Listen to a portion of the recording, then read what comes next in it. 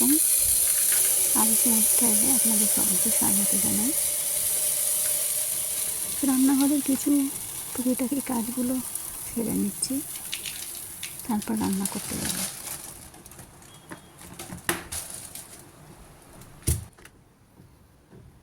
রান্নাঘরের রান্নাটা শুধু কাজ না, অনেক কিছুই কাজ থাকে, তো সেগুলো আপনাদের সঙ্গে শেয়ার করিনি, হয়ে ওঠে না। আর যেটুকুনি পারি আপনাদের সঙ্গে শেয়ার করি। তো আপনারা অবশ্যই ভিডিওটি দেখবেন এবং পাশে থাকবেন।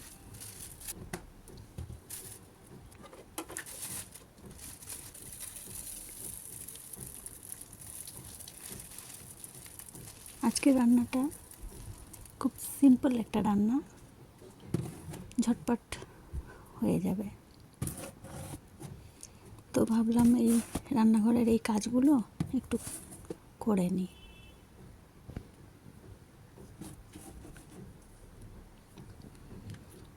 আজকে রান্না করব কাতলা মাছ, আলু টমেটোর ঝোল আর কুমড়ো শাকের ভর্তা।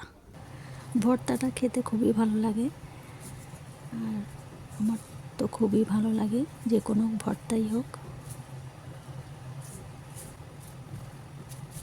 তো এর মধ্যে কাঁচা পেঁয়াজ, রসুন আর কাঁচা লঙ্কা দিয়ে আমি সেদ্ধ করে নেব।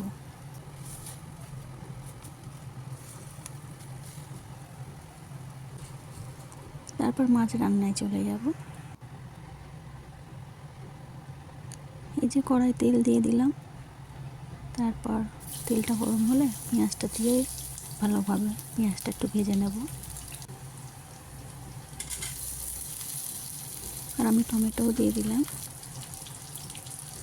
আর টমেটো দিয়েছি সেই জন্য একটু লবণ দিলাম, নাহলে টমেটোটা আবার সেদ্ধ হবে না।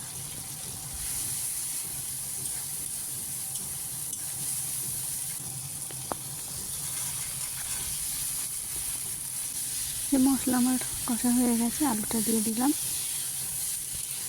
দিয়ে ভালো করে কষিয়ে নেব। তো আমার একটু কষিয়ে নিয়েছি, তো আমি একটু লাল মির্চ পাউডার দিয়ে দিলাম, কারণ একটু লাল লাল কালার আসবে, বেশ ভালো লাগে। টেস্ট সেম থাকবে, কিন্তু কালারটার জন্য আমি একটু লাল মির্চ দিলাম। তো এই যে আমার কষানো হয়ে গেছে, আমি পানি দিয়ে দিলাম। যখন ঝোলটা ফুটে আসবে মাছগুলো দিয়ে দেবো, আর তার উপরে আমি জিরে গুঁড়ো ছড়িয়ে দেব। তো এই তো রান্না কমপ্লিট। কত সহজ রান্না, তাই না? তো মাঝে মাঝে এইরকম একটু সিম্পল রান্না খেতেও মন চায়।